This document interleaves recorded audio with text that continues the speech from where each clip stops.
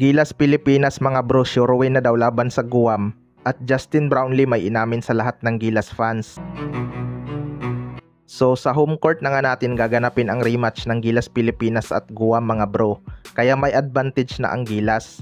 Pero kahit noong game 1 parang naging home court pa rin naman natin ang kanilang lugar dahil sa dami ng Gilas fans. Marami ngang nagsasabi na sure win na daw ang Gilas Pilipinas sa kanilang rematch. Well, para sa akin mga bro, hindi naman talaga maitatanggi na sure win na ang Gilas Pilipinas lalo na't dito pa sa home court natin gaganapin ang laban. Pero hindi pa rin dapat maging kampante ang Gilas Pilipinas dahil bilog nga ang bola.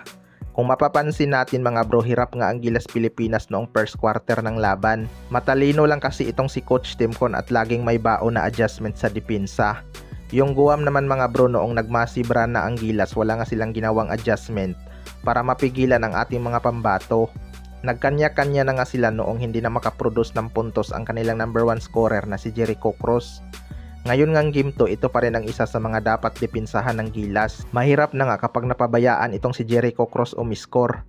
May galaw din kasi ang mga bigman ng Guam mga bro, kaso may edad na rin kumpara sa mga bigman natin.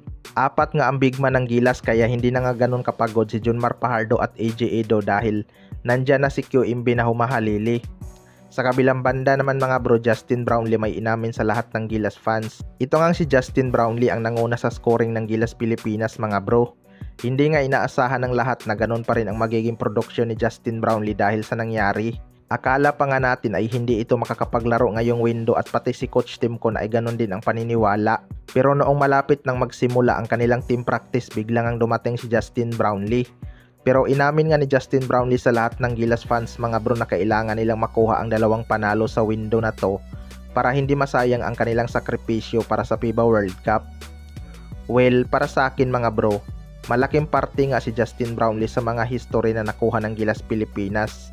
Siya talaga ang isa sa mga nagpalakas sa kanyang mga teammate.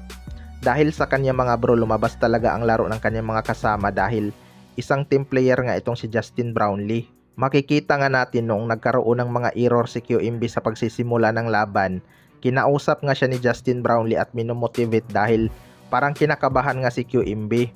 Pagkatapos nun mga bro, biglang ang nagbago ang laro ni QMB at naging ganado.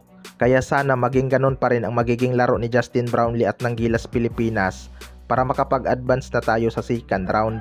Malalakas na bansa nga ang nakaabang sa ating national team na dapat paghandaan. Kayo mga bro, ano masasabi nyo tungkol dito?